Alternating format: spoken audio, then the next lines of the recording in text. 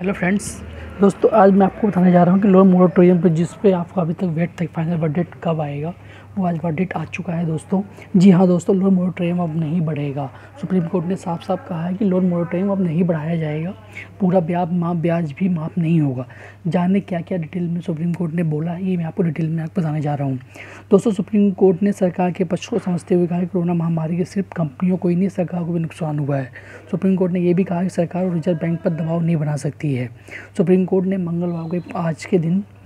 आज एक महत्वपूर्ण फैसला में कहा कि लोन मोरेटोरियम और नहीं बढ़ाया जा सकता और ना ही इस दौरान कोई भी इंटरेस्ट को पूरी तरह से माफ़ किया जा सकता है।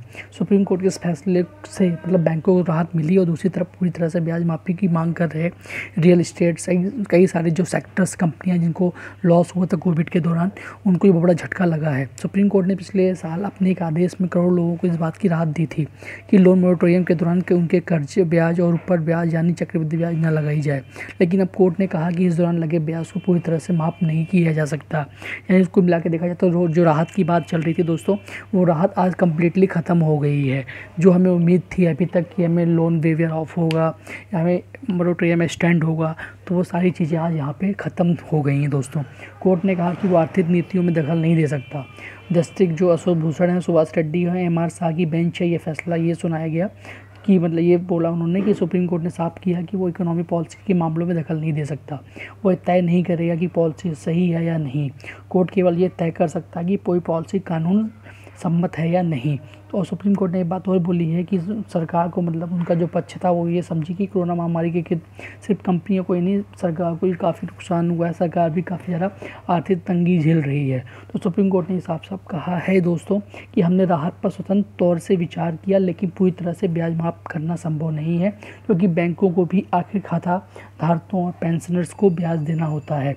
तो केंद्र सरकार सुप्रीम कोर्ट के एक हलफनामा दिया था कि इस हलफनामे में साफ तौर पर कहा गया कि सरकार ने विभिन्न सेक्टर के पर्याप्त राहत पैकेज दिया है और मौजूदा महामारी के बीच यह संभव नहीं है इन सेक्टरों को और ज़्यादा राहत दी जाए। केंद्र ने यह भी कहा कि जनहित याचिका के माध्यम से क्षेत्र विशेष के लिए राहत की मांग की जा सकती है। केंद्र सरकार हलफनामे के मुताबिक 2 करोड़ तक के लिए लोन ब्याज वृद्धि जो माफ़ करने की बात मैंने आपको पहले वीडियो में बताई थी, वो राहत राष्ट्रीय अर्थव्यवस्था और बैंकिंग क्षेत्र के लिए हानिकारक है। तो दोस्तों, कुल मिला के आज बात करूँ तो यही है कि सुप्रीम कोर्ट में फाइनली जजमेंट आ चुका है और किसी को भी कोई राहत नहीं मिली है। इवन बता दूं दोस्तों कि जो आपका इंटरेस्ट की बात थी उस पर भी कोई राहत नहीं मिली है। तो दोस्तों, उम्मीद है कि आप हमारी जो भी उम्मीदें सब उम्मीदें आज ख़त्म हो चुकी हैं दोस्तों। तो प्लीज़ दोस्तों बी केयरफुल और अपने करियर के बारे में सोचें दोस्तों। थैंक यू सो मच दोस्तों। प्लीज़ अगर मेरे चैनल पर आप नए तो प्लीज़ सब्सक्राइब जरूर कर दीजिए। ऐसे लेटेस्ट न्यूज़ मैं आपको अपडेट करता रहूँगा। Thank you so much.